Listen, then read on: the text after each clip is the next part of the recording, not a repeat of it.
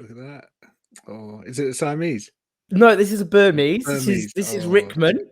hello, Rickman, Rickman. who this is the face he's doing now is, I want to run around manically. Put me down. Put me down. Put me down. Put me down. Say hello to George. Hey, Rickman. Hello. Say Hello, Rickman. Oh, hello. sweetheart. No, Look at he's that. like No. puts me down immediately. Yeah, that's right.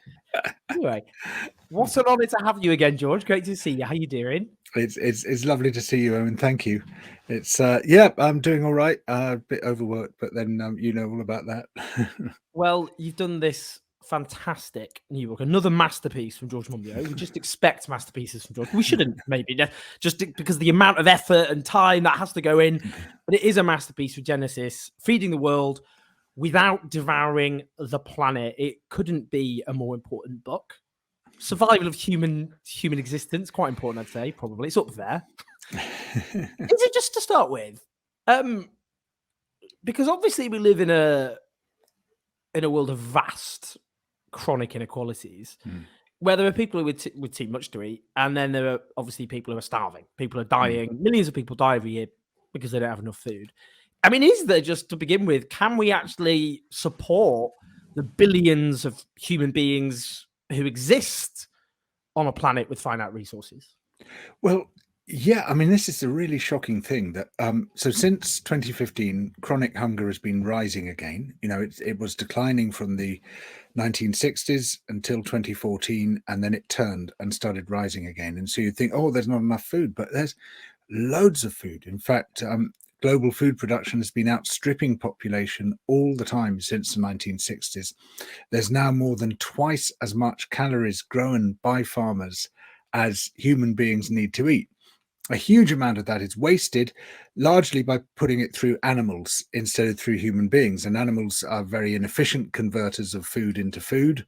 You get much less out than you put in, and so as almost half the world's calories go through animals before they reach human beings, we lose the great majority of those calories by doing that. So animal farming greatly threatens human welfare when you look at the whole picture. But a lot of it also is going for biofuels. We are literally burning food, which I think is like an extreme form of decadence. It's the sort of thing that the Bullingdon Club would do, but here we are doing it on a global scale, turning huge amounts of food into biodiesel, bioethanol, biogas. It's just incredibly destructive and a really stupid way to run the planet.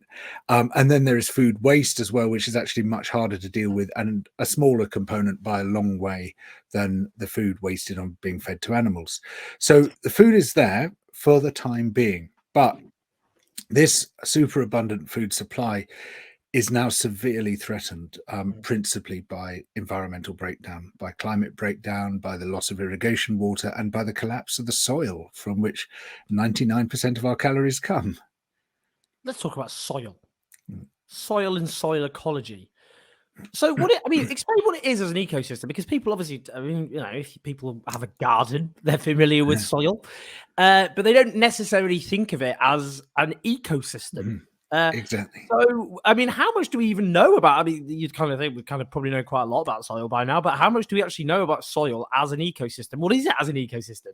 Yeah, it is amazing, isn't it? We don't even see it as such. We just think, oh, it's just a mass of stuff.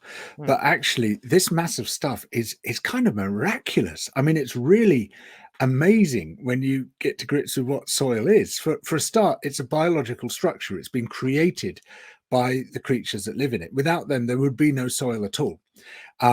So you've got these bacteria which use the carbon in the soil as cement. They turn it into polymers, into cements, which they use to stick together the little mineral particles. And they make these homes for themselves, these little tiny capsules, effectively, which trap oxygen and water and the other stuff they need. And then you've got these micro animals in the soil, which turn the bacterial capsules into bigger living structures, which they use. And then you've got the big animals like ants, which on this scale are big animals, and earthworms, which turn those into still bigger structures. And it's fractally scaled, which means that at any level of magnification, it's got the same structure.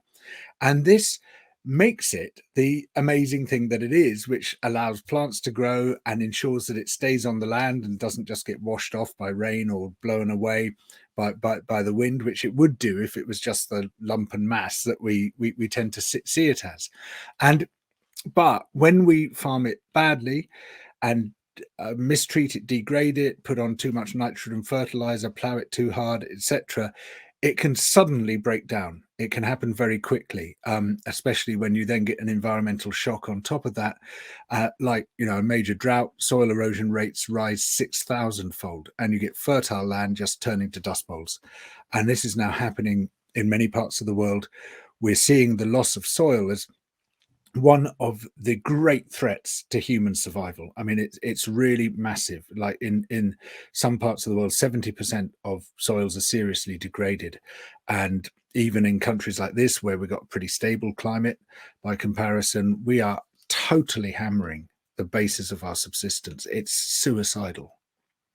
Now, fertilizers. A lot of people think fertilizers, whether you like them or not, I mean, I think generally they have quite a negative association attached to them. But people kind of think we really do not have a choice but to use fertilizers. So is there an alternative? Are farmers out there finding ways to grow the vegetables we all need to survive without using fertilizers? Is that possible? Yeah. So this is a huge and crucial question. I'm really glad you asked it. So both artificial fertilizers and animal manure actually are extremely harmful. Some people think that animal manure, oh, it's organic, it's all great. It's actually amazingly damaging. In some respects, it's even worse than artificial fertilizer in that it releases even more nitrogen than artificial fertilizer does. And nitrogen pollution is what's wiping out our rivers.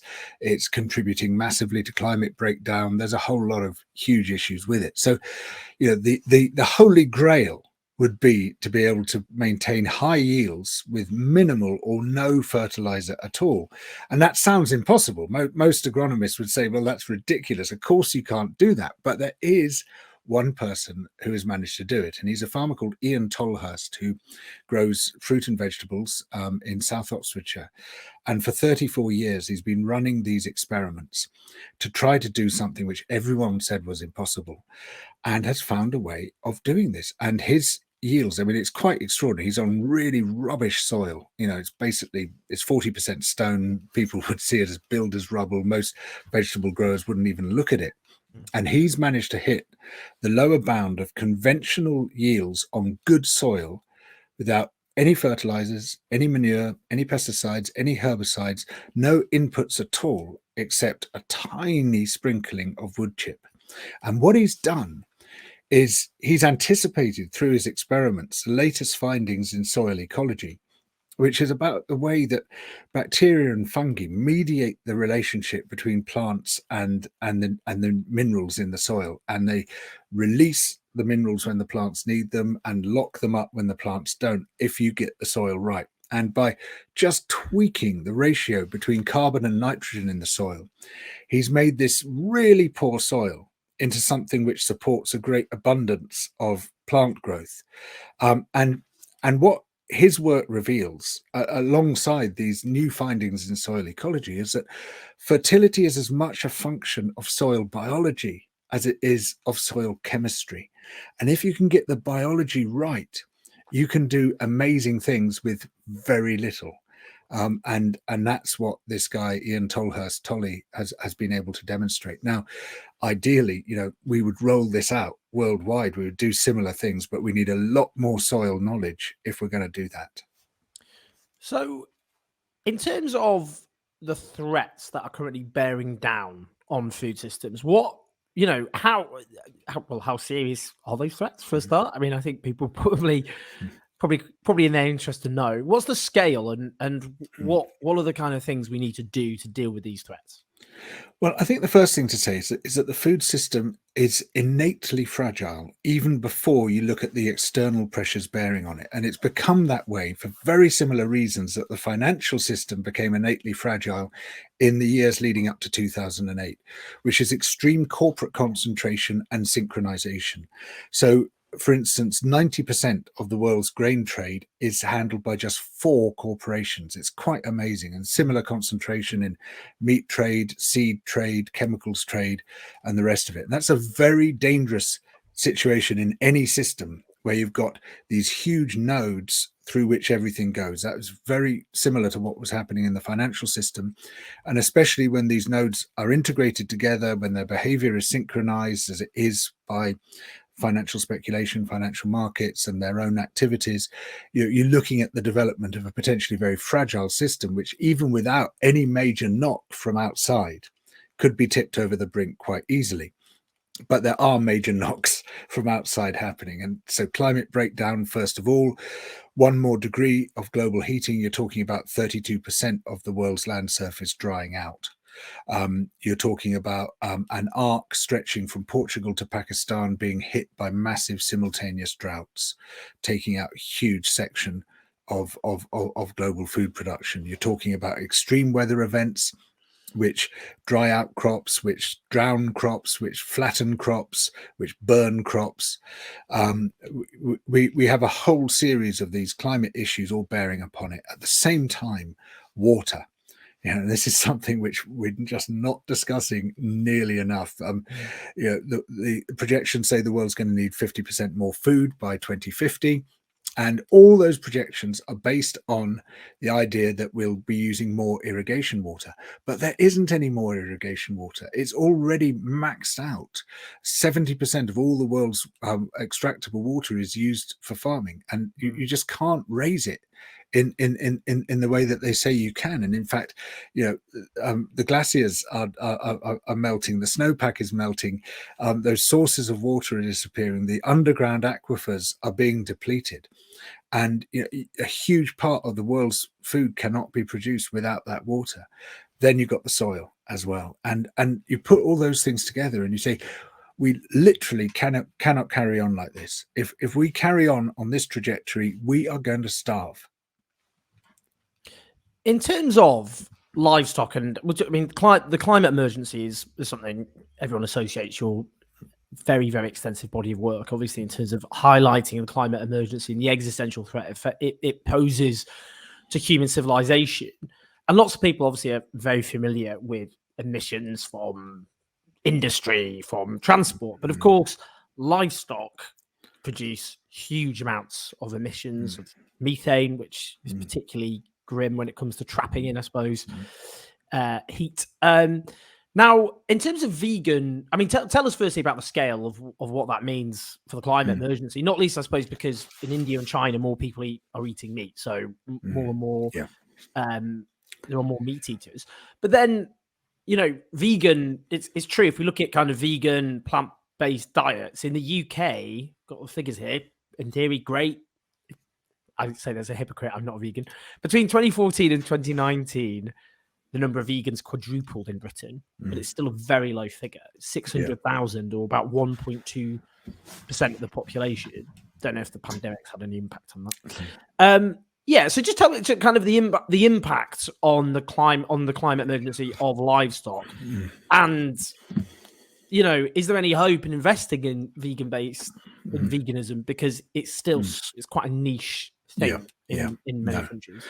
Well, this is another excellent question. And so livestock produce more global heating, more greenhouse gas emissions than global transport does. It's a huge cause of climate breakdown, and it's principally the methane and the nitrous oxide also that livestock produce. Nitrous oxide comes from their dung.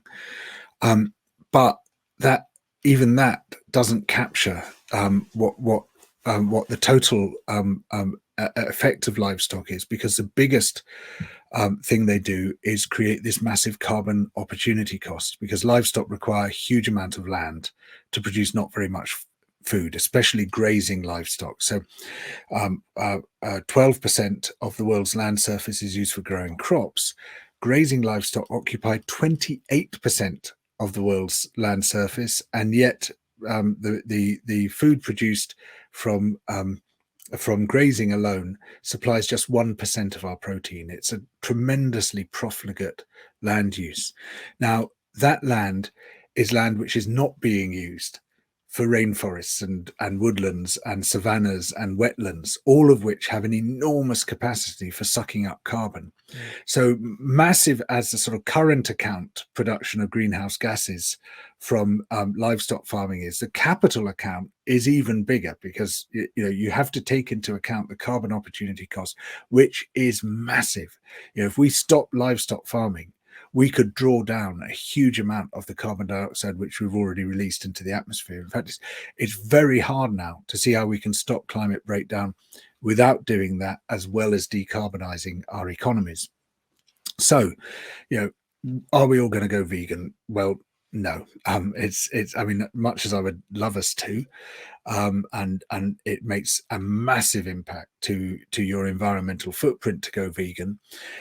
It's just not going to happen through that sort of very slow drift of people's dietary preferences, not least because while some of us in some countries are going vegan, other people in other countries are now eating a lot more meat. And the number of the weight of animals on Earth is expected to increase 2.4% a year. This is more than twice the rate of the human population growth. The population crisis is a livestock population. That's the one we should be focusing on. So what do we do? And my feeling is, we need to produce stuff which is almost identical to meat and milk, but is not meat and milk, so that people don't need to say, oh, I've gone vegan. They're still eating what is, to all intents and purposes, meat and milk, but doesn't come from animals. And as luck would have it, in the very nick of time, the necessary technology has come along in the form of precision fermentation, where you can make fat and protein unlimited quantities with a tiny land footprint, carbon footprint, everything else footprint, materials footprint, so much smaller than the footprint of any form of agricultural protein or fat production, whether it's livestock, soya, palm oil, whatever it is. By basically brewing microbes in a factory, you can produce your protein and fat with a really minimal impact by comparison to the way we do it today. And I think that's the way it needs to go. We need to take those elements out of farming and into the factory. Protein substitutes. I find this quite interesting, because sometimes I do this the Jamie Vine show, and they did a segment on protein substitutes and whether people would eat protein substitutes, and the calls were feisty, I would say. So I'm just interested in protein substitutes in terms of these, the new technologies that are being developed. Are they tasty? Are people going to buy into them, or are they going to go, what my meat?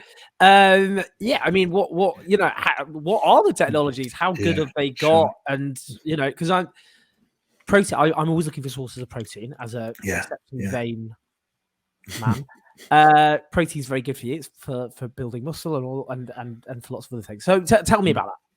Sure. So I have the unusual distinction of being the first person on Earth outside the laboratory to eat a pancake made of microbial protein. It came from the flour being produced by a company called Solar Foods in Helsinki in Finland. And this flour is just the dried bodies of the bacteria that they're replicating in their vats. And you say, oh my God, Frankenstein food. But you know what? It tasted exactly like a pancake. Wow. That's the weird thing. That's just a really spooky thing. You could not tell the difference. We had to dilute it with wheat flour to make the pancake. Otherwise, we would have made an omelette, because it's like 60% protein. But when we'd done that, it was like, oh my God, I can't believe there's not eggs and milk in this. It was just so bizarre. But this protein and fat, you can turn it into anything. You can create all these structures. There's so many technologies, 3D printing, protein construction, and the rest of it, to basically substitute the stuff we're eating today, but also to develop whole new cuisines we haven't even thought of. Just like the first people to domesticate a wild cow never thought about camembert. We've got just like a whole enormous, unimaginable range of potential foods which we could start to develop from these new technologies. Now, of course, people say, oh, I don't want to eat bacteria. That's disgusting. Well, first of all, bad news, you eat bacteria with every meal. It's absolutely, your food is full of them. In fact, some of the things we eat today are deliberately contaminated with live bacteria to give them their quality, like, for instance, yogurt, or this stinky yellow stuff we make from milk called cheese, which is entirely dependent on bacteria to become cheese. And it's full of live bacteria. I'm talking about dead ones. So you should be less horrified by that than by eating cheese. But also imagine it was the other way around. Imagine we were currently getting our protein and fat and all the vast panoply of products made from them from growing microbes in factories, in vats, standard brewing practice, basically. And someone came along and said, look, let's do away with all that.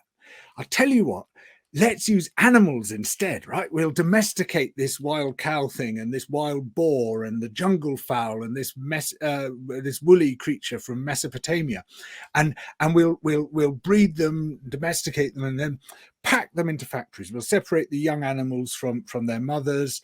Because they're all packed in, obviously we had to cut the beaks off the jungle fowl and the balls off the mammals, and we have to and cut the tusks off and the horns off and the rest of it. Anesthetic. Now, of course, you can't afford that. Don't be silly. And we'll pack them all in, and we'll subject them to short and stressful lives, but then we can stun them and cut their throats and skin them and chop up their flesh, and we could eat that. We could. We'd only need to kill 75 billion a year, that's all. And okay, we'd trash the rivers, we'd trash the soil, we'd use up a huge amount of planetary space, we would trash the climate, we'd probably threaten our future existence. But the taste, imagine the taste, is going to be fantastic. And okay, the animals, their lives aren't going to be perfect, but they're serving this higher end, which they're going to give us like meat and milk and stuff. Don't you want that? I mean, if I came forward with that proposal, turning it the other way around, people would think I was mad. Okay, people already think I'm mad, but people would be absolutely outraged and disgusted by that idea. And you're telling me that microbial protein grown in a sterile factory environment is disgusting? Come on. In fact, I mean, it does remind me of Star Trek, where I was obviously a complete loser. No, that's not. Come on, Trekkies. Nothing wrong with Trekkies. But I watched. But they had these machines that created food out of nothing, because obviously they were traveling around space. They didn't necessarily have food sources. But I just wonder in the future, you could just literally, find ways of just create it. I mean, almost not out of thin air, but you can. But that's what we're talking about. This is literally what we're talking about. So this pancake I had in Helsinki, it was developed by NASA. The technology of in the 1960s. This is very well established technology. Developed for exactly that purpose. So if we went to, for example, Mars. So for example, if there was a mission to Mars, it's quite hard to. I mean, I've seen. I can't remember. Is the film called Mars? I can't remember. Whether there's a film with Matt Damon in it where it all goes horribly wrong and he has to find ways of growing food, otherwise he's going to die. So I mean, there's place for space travel. I'm going a bit off. No. But this is the exact thing. So, it was originally developed for that purpose, but there's no reason why this shouldn't be developed for planet Earth, and so much of our imagination of what we could do on other planets. Saying, hang on, what about this one? What about making conditions survivable on this planet? I mean, it's interesting, isn't it? Because a lot of actually things developed by NASA and by space purposes have actually been applied to human existence on Earth. Perennial gains. Tell me about this. What are we talking about here? Perennial gains. Perennial grains. Perennial gains are also. We like those too. Gains. We like those perennial too. Gains. Perennial. I mean, perennial grains give you perennial gains. So let's go for it. So the great majority of the food the staple crops we eat comes from annual plants, and annual plants are plants which grow and die in the course of 1 year. And large areas covered by annual plants are rare in nature. It's what happens when you've had a volcanic eruption or a major fire or a flood or some other disaster which has killed off all the plants which already exist. You'll get these very quick growing, quick reproducing plants which will move into that space, grow rapidly, and then quickly get overtaken by the perennial plants, which are the ones which survive from one year to the next, which then tend to dominate ecosystems. So in order to grow our crops like, wheat and oats and barley and potatoes and all the other things all our other staple food, maize and soya and all the things that we depend on, we have to create an ecological disaster. We have to clear the land, spray it or plow it, kill off everything that was living there before, create a sort of tabula rasa, and then we plant those crops and we give them loads of fertilizer and loads of help to grow, because they're pretty fragile as they start off. And then we have to primp them and pet them and prevent the perennials from coming in. So we had to use loads of herbicide to keep the competition away. What if we could produce those same grains or similar ones from perennial plants? Well, you'd massively reduce the amount of ploughing and spraying and fertilizing that you have to do in order to produce those crops. You could have all sorts of possibilities then of going towards that sort of minimal fertilizer model that we're talking about at the beginning of this show. And there's a group in Salina, Kansas called the Land Institute, which is developing exactly this. And they've already, with the help of the Yunnan University in China, have produced a perennial rice which has the same yields as annual rice. And they've had 6 harvests in a row, all of which have produced those same high yields. And the amazing thing about it is, farmers are queuing up for this seed. They're desperate to get hold of it because, above all else, it causes massively less soil erosion than the annual rice does. Because with annual rice, when you're constantly breaking the soil, you're exposing that soil to collapse, and we see sort of paddy terraces just falling off the hillsides every so often because of the massive load put on the soil by that constant breaking and ploughing and planting and harvesting and the rest of it that you need with annual rice. It also requires a lot more labor. So if you can stick your seed in the ground one year and keep harvesting it year after year, not forever, but for quite a few years to come, you greatly reduce those impacts, and you also greatly reduce your demand for labor. So farmers are desperate for it. I've eaten some of that rice. It's exactly the same as the short grain rice that I buy down the road. They're also developing a whole load of other grain crops. There's one called intermediate wheatgrass or kernza, and they sent me several packets of this flour. It's delicious. It's got this lovely nutty flavor and a really nice texture. I made bread with it, biscuits with it, wraps with it, crackers with it, and they all came out really nicely. It's looking at forms of perennial wheat. There's sunflowers. The other thing about this is that these perennial plants are much more resistant to climatic shocks than the annual plants are, because they put down much deeper and thicker roots, and they've got much stronger structures. So, for instance, the Land Institute is growing these perennial sunflowers, which you produce sunflower oil from, beside annual sunflowers. And they had 2 major droughts while they were growing them, and one of them almost wiped out the annual sunflowers. The other completely wiped out the annual sunflowers. The perennials just sailed straight through them, no problem at all. So I think this is a big part of the future. Finally, we're in the midst at the moment of a cost of living crisis. And even before the current crisis, in Britain being the longest squeeze in workers' living standards since the Napoleonic War at the beginning of the 19th century. I remember after the crash, people spoke about the potential for a lost decade of growth, income growth, but we're looking at 2 decades now. It's astonishing. Yeah. By just in terms of historic records, it's absolutely just amazing. Astonishing. Yeah. And it's topical for lots of reasons at the moment, but there's this week a Tory MP, used to be a Labour councillor, called Lee Anderson, suggested there's not this massive use of food banks in this country. We've got generation after generation who cannot cook properly, they cannot budget. Classic Thatcherite idea of social problems are actually individual failings, which obviously justifies Thatcherite economics. Yeah, I'm just interested though in terms of, because obviously at the moment you've got parents skipping hot meals to make sure their kids are fed. We've got malnutrition in this country. Yeah. And it's not because people obviously don't know how to cook or get cheap food. It's because they've been driven into poverty. So just tell me, in terms of sustainable, making sustainable foods affordable, and that's Rickman, my cat, trying to bind in there. Sustainable foods, how to make them affordable, and how that can help with the cost of food. Because obviously, I'm interested, or we're all interested in, and your book is very interested in, a sustainable food system that can also help deal with the absolute scourge of food poverty. Absolutely, and this is a critical part of the whole picture.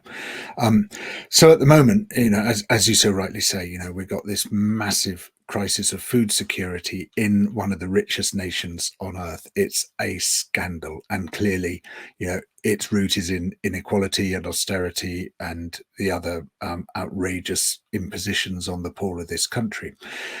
This whole Lee Anderson thing that, people don't know how to cook. I mean, I spent quite a bit of time when researching this book, interviewing people at my local food bank, and they're just desperate for fresh food that they can cook with, and I asked them specifically about this, and some people said, well, I'm not much of a cook, but you can always look up a recipe on Google, it's not difficult, and make something with whatever you get here. And one woman said, well, it's like Ready Steady Cook, isn't it? You just get this sort of slightly random group of ingredients from the food bank, and then you have to devise something from it, and I enjoy the challenge. And literally everyone I spoke to wanted to cook and knew how to cook also. They were using every single thing they got from the food bank. And to do that, because most of it is fresh, you have to be able to cook.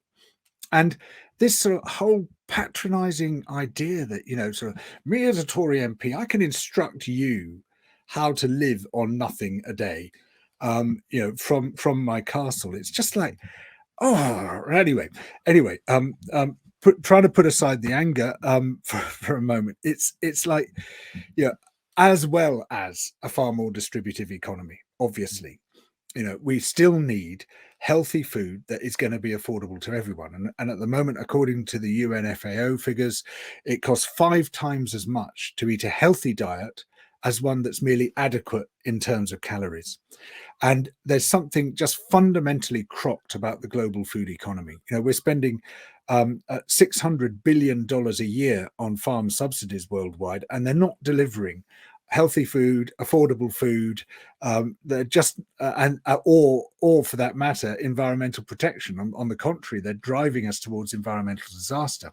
So one of the things which the local organizer of the food bank have been working with has been says, and I think she's absolutely right, is we need to subsidize healthy food at the point of sale. Fruit and vegetables should be subsidized at the point of sale, so that we sort of tip the balance between the price of unhealthy food and the price of healthy food, not by making unhealthy food more expensive, but healthy food less expensive. And that would be so much better use of that huge amount of public money that's spent on farm subsidies, most of which goes to some of the richest people on earth just because they own land.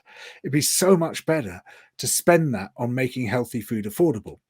Now, some of the technologies and approaches I'm talking about, because they're so productive with so few inputs, can also be very cheap. But, delivering fruit and vegetables cheaply, that's much harder. And that's where the subsidies should be.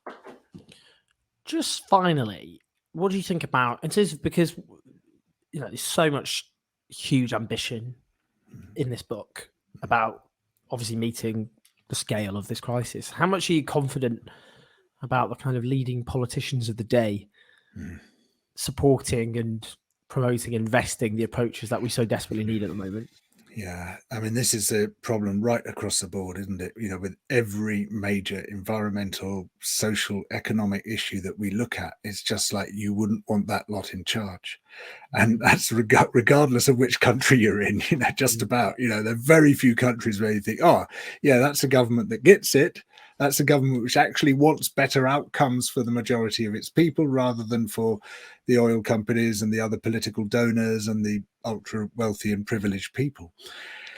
So Yeah, it is really tough. And this is why we need mass protest and mobilization. And this is why governments like the UK are shutting down protests, are making it illegal, because that is how politics changes. They know that. They're deeply threatened by it. And we should take a leaf out of that and say, okay, if they're deeply threatened by it, we know it works. If they're trying to ban it, we know it works. They wouldn't be trying to ban it if it didn't work. So we've just got to get the numbers up, the numbers of people who are prepared to stand up, put their liberty at risk in some cases, definitely, because of the extreme oppression now being visited upon us. But otherwise, we're screwed. I mean, we are really, really screwed. If we allow this lot to carry on with business as usual, there's no way we're getting through this century. The crucial Earth systems are going to tip, because that's what happens. They pass tipping points, they cross these critical thresholds, and they collapse into a completely different state, which will be uninhabitable for most human beings and most vertebrate life forms. So we cannot sort of put our faith in government and believe that they're just going to deliver the right outcomes. They won't. They're going to do what the corporate lobbyists tell them to do. Brilliant stuff, George, as ever. Honestly, it's such a vital book. Everything George writes is so crucial, and obviously often much of your work relates to the future existence of human civilization and humanity as a species. So you could not really more pressing than that, I would say. Regenesis, Feeding the World Without Devouring the Planet, is another brilliant book by George. All his writing obviously is very beautiful, accessible, but also makes very complicated bits of science very accessible to lay people like myself. Which is obviously key when we're talking about issues relating to the future existence of human civilization, because the problem often is people find it so difficult to process, often very complex information, but you do it so wonderfully and beautifully. So everyone, make sure, whether you're watching or listening to this, make sure you go now and order a copy and tell everyone you know to do the same. It's a brilliant book as ever, and it's a great honor to have had you again, George. So thank you so much for joining us. Thank you, and real pleasure. All the right questions, and just great to talk to you. Thank you. You as ever. Take care, George. Take care. Bye.